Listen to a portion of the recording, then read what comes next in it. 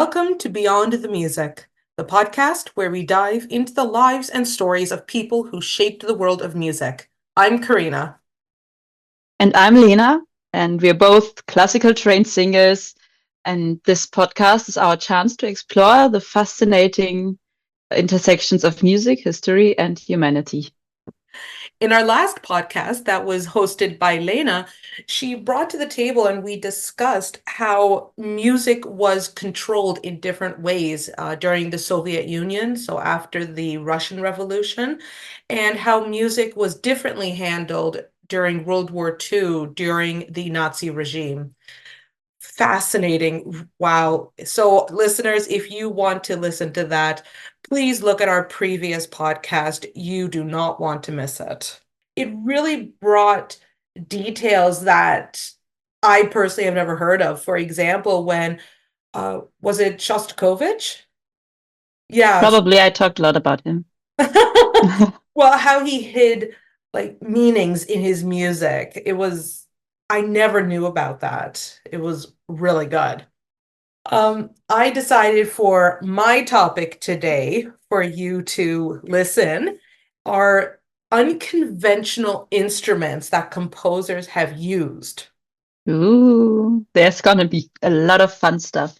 Yeah, and I'm actually thinking that I should do another episode on like looking deeper into a couple of these other instruments because I'm just briefly touching them.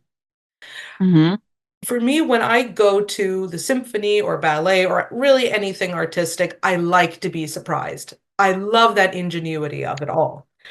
For example, in Mahler's Symphony Number 6, he uses something called Mahler's hammer. Have you seen this thing? Actually, yes.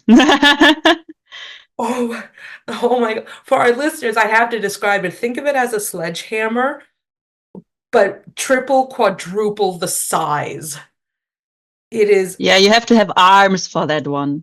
Well, and that's why they leave it to the percussionists. Yeah, Because well, they not always are that trained, They have to find someone. I mean, there's also female percussionists who are quite small. Already also saw percussionists like this, so the person like handling that has to go to the gym. that's, they should put it on the job title, must go to the gym. So Mahler's hammer is, of course, huge.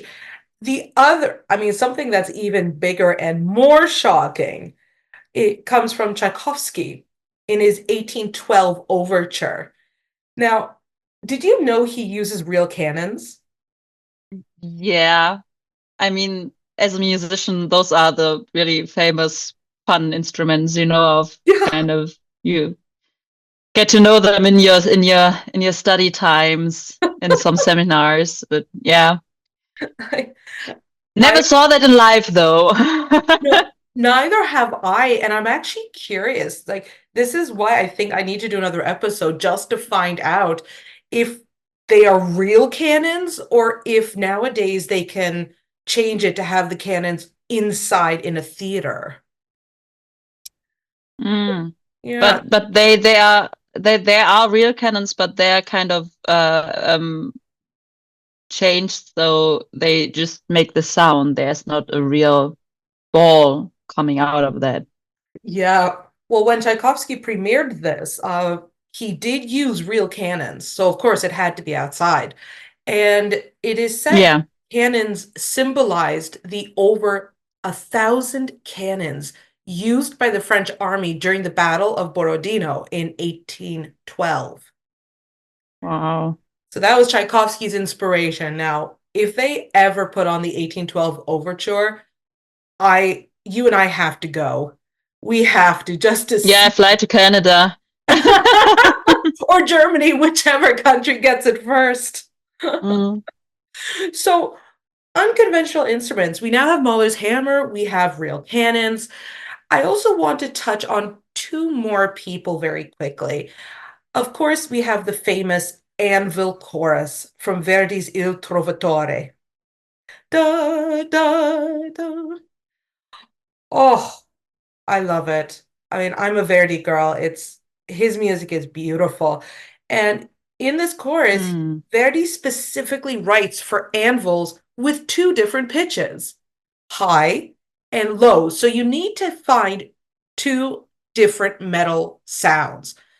Fun fact though, you cannot use a real anvil. Hmm. Okay. You can't. If you ever see a real anvil, it's thick. There's nothing for the sound to kind of bounce off of when you hit it. So it comes out as too high pitched and it really doesn't carry enough. So interestingly, nowadays, they actually use the kind of pipes that we have in plumbing. Yeah. So Mm-hmm. if you're ever doing renovation and you see pipes, you could kind of do Verdi's Anvil chorus on them. So in the orchestra, they normally use three metal pipes, each specifically picked for the sounds that they have, trying to match the key of the anvil chorus. And they hit two at a time. So the low pitched one and the middle one, or the middle one and the high one. Mm-hmm. And the other unconventional, well, I wouldn't consider it unconventional. It is an instrument that was specifically invented by the composer. Richard Wagner invented the Wagner tuba. It's a brass instrument that's a cross between a French horn and a tuba. He invented this specifically for his four opera cycle, Der Ring des Nibelungen. And he wanted a sound that would blend the richness of the horn with the power of the tuba in order to properly evoke the Norse legends.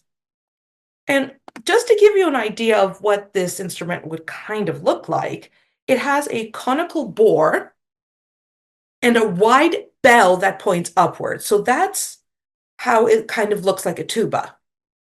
And it's played by horn players with the horn mouthpieces. And Wagner Mm-hmm. then went on to create a Wagner horn or Wagner tuba in four different pitches.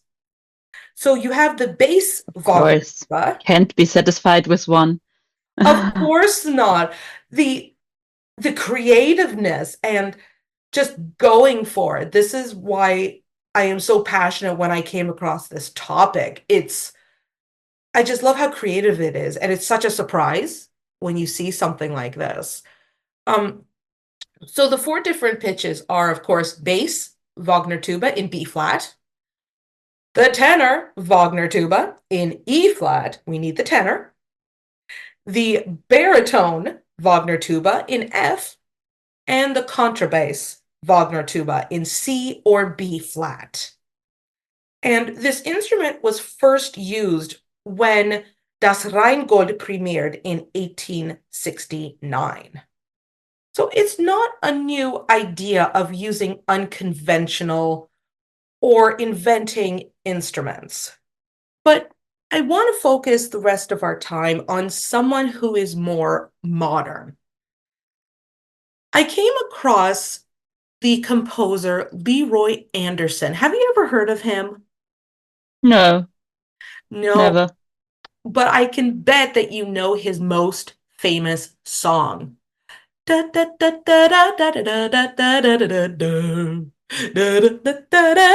Yeah, even Germany, you know that one. Yeah. Yeah, yeah, that was composed by Leroy Anderson, and he was So very. he's rich.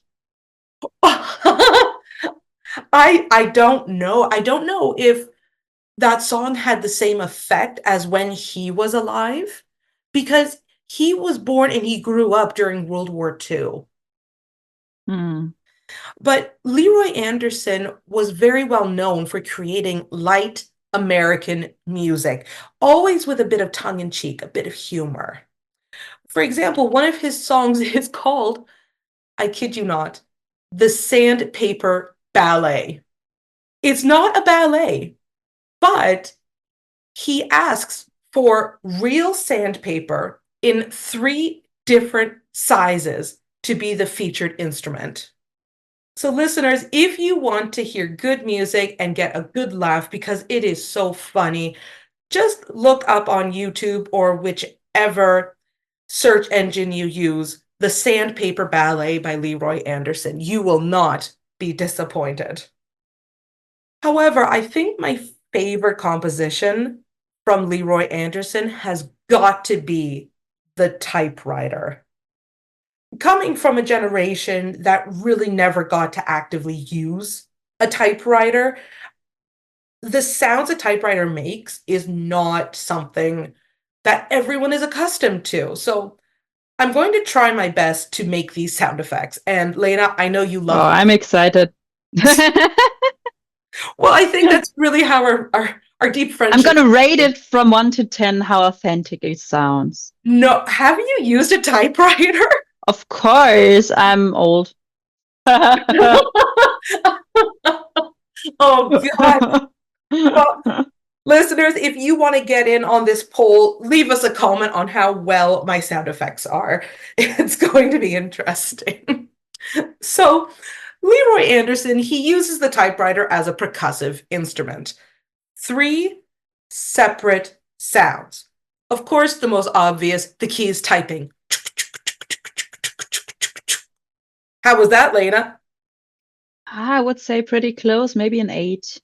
Oh, okay. This next one, I'm going to have to do a bit better. The ring of the bell to indicate when your line of text has been finished. So on a roll, it would continually move to the left. And when you got to the end of the paper line, it would ring. Ding! Okay, That's that was close. That's close. That's not. I cannot. I have to give you still space for the 10. I mean, what? there's still one sound coming, so I'm giving you 9. Okay, okay. At least I'm getting better. I'm getting up there. I mean, your that was also kind of unfair because as a mezzo soprano, it would have probably be easier as a soprano to have that ringing up there. Well, and now we go into our actual voice types. It's true. As a mezzo, I would go ding. Whereas you It's being a like the bigger bell. boom. But you can access those gorgeous little high notes. Oh, the jealousy is here. And now we have the third sound, which is manually pushing the roll, so what the paper is on, to the right in order to start the new sentence. Now, this one is going to be hard. I found this hard. So, okay, I'm going to start from the beginning, see if I can get into it. So the keys, ding, whoosh, I love the combination. That's definitely the 10. yeah. Oh, okay, I finally got the 10. So Leroy Anderson, I wish I could meet him. He sounds like a very funny person. He used these three sounds. And like I said a couple minutes ago, he grew up during World War II. He could actually speak five different languages. Let's see: Danish, Norwegian, Icelandic, German, French, Italian, Portuguese, English, and Swedish. I am so sorry. Nine languages. He's crazy. He's brilliant. I wish I Yeah, could speak. crazy. It's close, close, close. Crazy is close to brilliant, and the other way around. Oh, yes. I mean, I have trouble with just speaking two languages. I can't imagine speaking nine. Gonna be Oh, confused all the time. yeah. Like, I can speak German and English, and at the end of the day, when I'm really tired, I end up speaking something called a Germish. Yeah, know that. Sometimes Oh, I don't remember the German words anymore, and I'm just like, oh, I can tell you the English one. yeah, yeah. Well, because he spoke so many different languages, in 1942, he joined the United States Army and was in the U.S. Counterintelligence Corps as a translator and interpreter based in Iceland. And Cool. then Oh, yes. Think of him like the language James Bond. Ooh, nice name. Yes. And then in 1945, he was assigned to the Pentagon as chief of the Scandinavian Desk of Military Intelligence. So he really heard this typewriter throughout all of his life. And luckily, he did not stop composing while he was working with the US Army. He was always creating something. Who knows? Maybe he had a lot of time in Iceland. I mean, the war was somewhere else. That's true. That's really true. Now, looking back at the specifics of the typewriter music that he composed, the typical typewriters, they jam because of the so many keys and because of the speed that using it as a percussive instrument is needed. So when you put on a performance of this, a typewriter has to be modified to only two buttons. Ah, mhm. It's I You see, percussionists are just amazing. We have the hammer, we have the anvil chorus, we have typewriters. I think at the end of this episode, I want to become a percussionist because this Yeah, just, I always thought percussionists have the most fun job because they you don't do. just play one instrument. You have to play every percussion instrument there is. Yeah, And of course, you get specialized in one, but still you have to be able to kind of do the others too. So yeah. I think they have just fun since they're children to like go with sticks to things and hammer on them and make a rhythm. I don't know, and see what it sounds like. So, yes, important as kids take music lessons. Very important. So it goes ding. It's incredibly difficult. And specifically, percussionists have to be used because of their flexible wrists. You can't, unfortunately, use a stenographer who are the professionals with these typewriters because they have a hard time keeping up with that fast tempo. Yeah, also it has to be steady probably the most time. So you have to Very, have a loose like risk and not get stiff, otherwise the tempo won't be continuously the same. mm, very. And just quickly, Leroy Anderson, he actually has a star on the Hollywood Walk of Fame. Wow. And he was posthumously inducted into the Songwriters Hall of Fame in 1988 because of his music. Because And of the Christmas song? well, well, the Christmas song is definitely a hit, but I think everything that he gave the typewriter, he gave the sandpaper ballet, he gave the syncopated clock. It really was an interesting way of, I think, bringing humor into music, especially after Hmm. World War II. And Hmm. just to briefly mention John Williams, who is, I think, today's most famous composer. I mean, Star Wars, come on. If you don't know Star Wars, watch it. Yes, it is a masterpiece. I mean, just the music itself is Hmm. genius. So, John Williams described Leroy Anderson as one of the great American masters of light orchestral music. Wow. Just incredible. So, if you want to have a really good laugh, because with the typewriter song, it's up to the performers how far they want to take it. I have seen like a very serious typewriter. You know the person I'm talking about who is inches away from the keys and they're just doot, doot, doot. You have that. You can also make it funny. Like you're casually typewriting something, you're in an office. You can get so creative with something like this. So, Lena and dear listeners, check it out. You really have to see it. It is a masterpiece of unconventional instruments. And if anyone has any other ideas of other unconventional instruments that was not covered today, let me know. let me know. Well, I think there are a bunch because modern composers are quite they want to invent always something new. So Yes. I Oh, think yeah. they have it way harder than the componists in later times.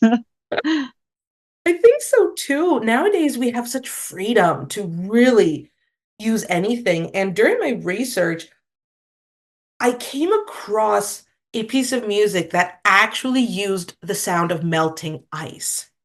Wow, Hmm. nice. Yes, I am very excited for what present day composers are going to find and create next. I really think the sky's the limit for unconventional instruments. Well, that is the end of my episode today. I really hope you enjoyed exploring unconventional instruments as much as I did. And if you like this episode, please don't forget to subscribe and leave a review. And next time we will delve into another fascinating chapter of music history. And until then, keep listening and discovering the stories behind the music. See See you you next next time. time.